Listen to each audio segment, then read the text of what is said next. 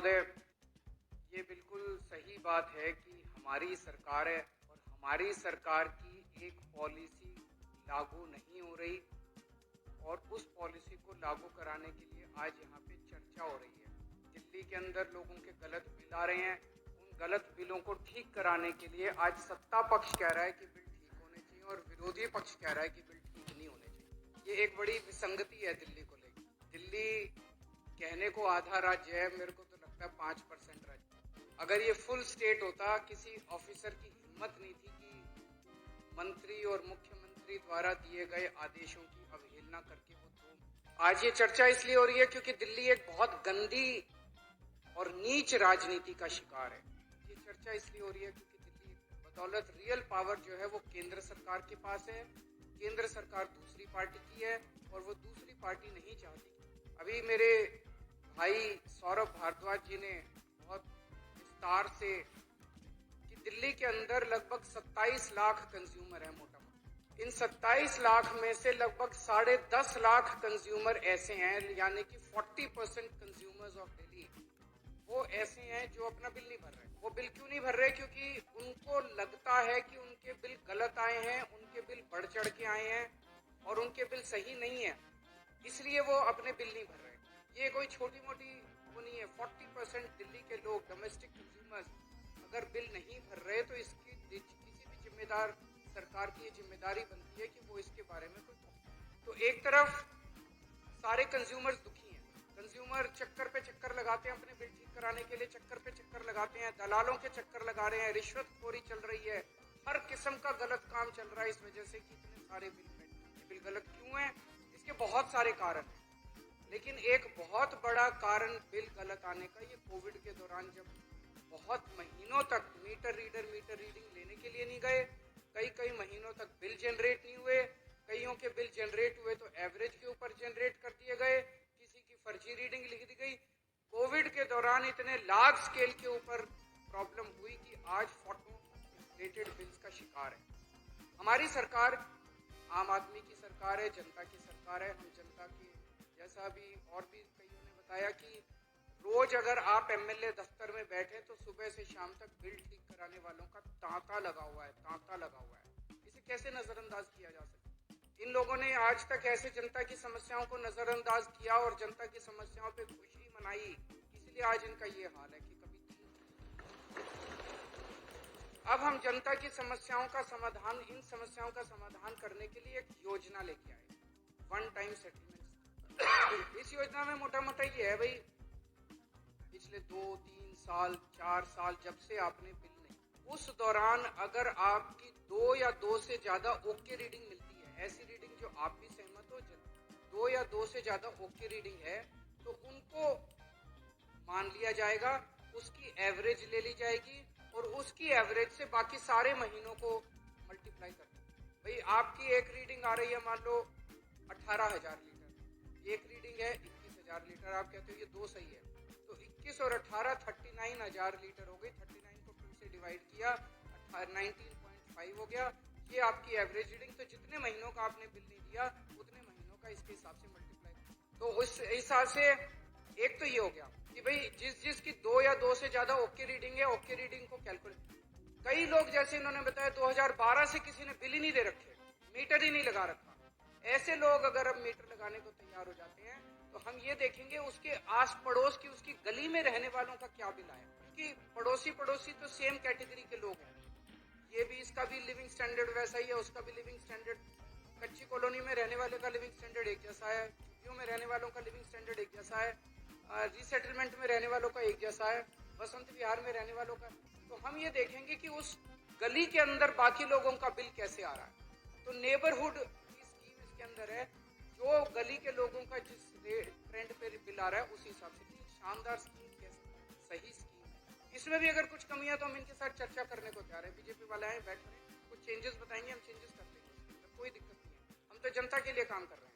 तो इसमें मान लीजिए किसी का अब एवरेज आ गया 20,000 लीटर से कम, तो 20,000 लीटर से कम अगर हो गया तो उसके 5-7 साल का सारा बिल माफ हो जाएगा। और अगर किसी का ज्यादा आ गया तो उसका ज्यादा के हिसाब से एलपीएससी और इंटरेस्ट माफ करके और हम बाकी, हमारा अपना अंदाजा है कि इस हिसाब से लगभग 10.5 लाख में से 90% से ज्यादा लोगों 20,000 लीटर से कम आएगा और उनका सारा पुराना बिल माफ हो जाएगा बिना एक भी पैसा दिए उनके दफ्तरों के चक्कर बंद हो जाएंगे और वो अपना दूसरी तरफ जल बोर्ड दुखी हो रहा है क्योंकि जल बोर्ड के 10.5 लाख वो हर बार फर्जी बिल रेज कर रहे हैं, हर बार अपने खातों में दिखा रहे हैं। जल बोर्ड का रेवेन्यू फंसा हुआ है। जल बोर्ड का अगर 20,000 जितने 90% लोगों के बिल माफ होंगे जल बोर्ड को तो जल बोर्ड का रेवेन्यू आ जाएगा। जल बोर्ड का रेवेन्यू हजारों करोड़ रुपए आज लॉक हो गया है। ये जैसा इन्होंने बताया 13 जून पिछले साल 2023 को इस स्कीम को पास किया गया था और इसे तो तुरंत लागू कर देना चाहिए। 8 महीने हो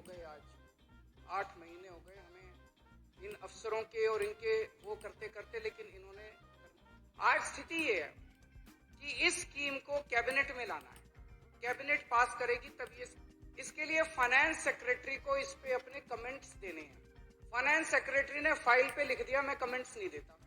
उसने फाइल पे लिख दिया फाइनेंस सेक्रेटरी ने मैं कमेंट्स नहीं देता। बिदूरी जी कह रहे थे मेरे से सीख लो, जरा सिखाओ अब उसका क्या करें।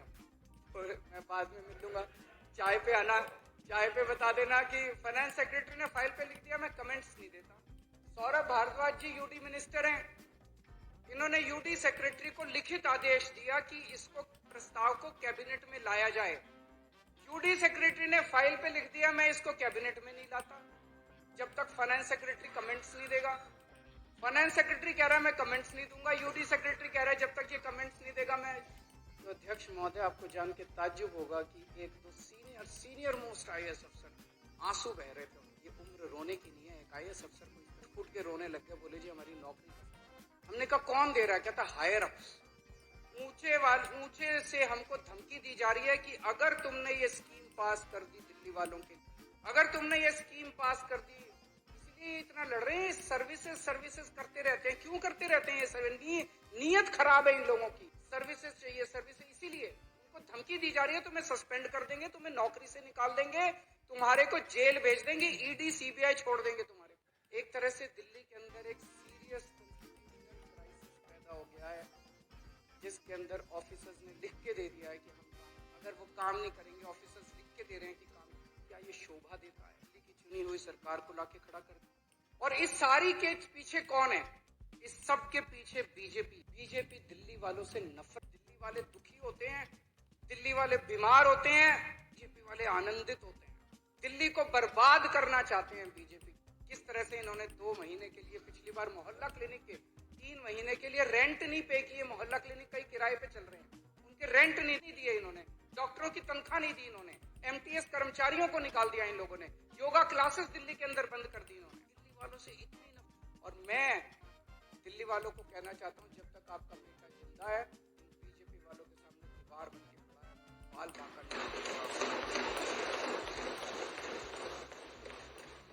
और अब ये स्कीम का विरोध कर रहे हैं। मुझे बेहद खुशी है, अभी इन्होंने बिदूड़ी साहब ने कहा कि हम आप एक बार सारे जाके, आप सारा क्रेडिट आपका, मैं लाल किले के ऊपर खड़ा होकर चिल्लाऊंगा जोर जोर से कि बीजेपी वालों ने कराया, वोट बीजेपी वालों को दे देना। मैं बोलूंगा कि बीजेपी वालों ने कराया, वोट के लिए कर रहे हो और तो कोई कारण नहीं है। वोट आप ले लो, हमें नहीं चाहिए वोट। हमें तो सेवा करने का मौका मिला है, यही भगवान ने कोई पुराने जन्म में पुण्य किए होंगे हम लोग। ये सारी चीजें लेके मैं एलजी साहब के पास गया। मैंने एलजी साहब को बताया, मैंने कहा एलजी साहब ये, एलजी साहब ने कहा कि उनको इसके बारे में जानकारी नहीं है और उनका, तो आज मैं इस सदन के माध्यम से एलजी साहब से हाथ, एलजी साहब एक बार अगर आप फोन भी कर देंगे उठा के इन अफसरों को कि भाई ये स्कीम पास, शाम तक स्कीम पास, मेरी एलजी साहब से निवेदन है, हाथ जोड़ के सारे सदन का निवेदन है, एलजी साहब इस स्कीम को आप अफसरों को फोन कर दो और वो कर दें।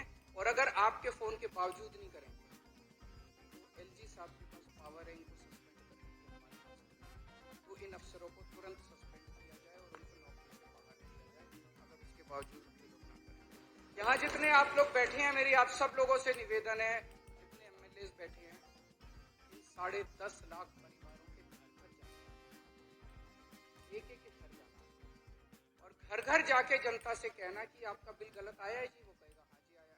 बोले जी ये बीजेपी वाले करा रहे हैं, पर चिंता मत करो, आपका बेटा लगा हुआ है, आपका बेटा आपका बिल ठीक करा के छोड़ेगा, जब तक ठीक नहीं हो जाता बिल भरने की जरूरत नहीं। हम हैं आपके साथ। कोई बिल भरने की जरूरत नहीं है, कोई चक्कर काटने की जरूरत नहीं है। जल बोर्ड के चक्कर काटना बंद कर दो। केजरीवाल है आपका बेटा, है आपके साथ। घर घर जाना और घर घर जाके इसको करा के आना। और अगर इन्होंने नहीं किया, विदुरी साहब, हमारे पास कोई चारा नहीं रहेगा। दिल्ली में बहुत बड़ा आंदोलन होगा इसका। हमें आंदोलन तो करना आता है, आंदोलन से ही निकले हुए लोग हैं। फिर दिल्ली में आंदोलन करना तो पड़ेगा। सीधी उंगली से कर दो, नहीं तो उंगली टेढ़ी करनी पड़ेगी। जनता करेगी, हम नहीं करेंगे। अभी विदुरी साहब ने कहा कि जनता को ये पसंद नहीं है कि हम कहते हैं काम नहीं करने दे रहे, काम नहीं कर रहे। जनता जानती है ये गंदे लोग काम नहीं करने दे रहे, लेकिन केजरीवाल उनका बेटा फिर भी सारे काम करा लेता है। आपने मोहल्ला क्लिनिक रुकने दिए हमने। आपने सीसीटीवी कैमरे रोके। एलजी के घर, उनके वेटिंग रूम के अंदर 10 दिन तक दिल्ली का मुख्यमंत्री वहां पे धरना, उसके कमरे के अंदर धरना देके आया था। सीसीटीवी कैमरे तब पास हो गए। आपने पिछले साल दवाइयां रोकी, हमने फिर चालू कराई। आपने फरिश्ते स्कीम रोकी, हम दिल्ली सुप्रीम कोर्ट गए और सुप्रीम कोर्ट से फरिश्ते स्कीम पास करा के लाए। आपने जल बोर्ड का पैसा रोका, 6 महीने आपने जल बोर्ड का पैसा रोका। हाई कोर्ट से ऑर्डर करा के लाए जल बोर्ड का पैसा। आपको ये खबर कैसी लगी है, उस पर आप अपनी राय कमेंट बॉक्स में जाकर जरूर रखें। अभी तक हमारे चैनल को आपने सब्सक्राइब ना किया हो तो सब्सक्राइब बटन पर क्लिक करें, साथ ही चैनल को ज्वाइन करें, जिससे कि हमारी पढ़ने वाली प्रत्येक खबर का नया नोटिफिकेशन सबसे पहले आपको प्राप्त होगा। हम फिर मिलेंगे एक नई खबर के साथ। तब तक आप हमको इजाज़त दीजिए। जय भारत, जय हिंद।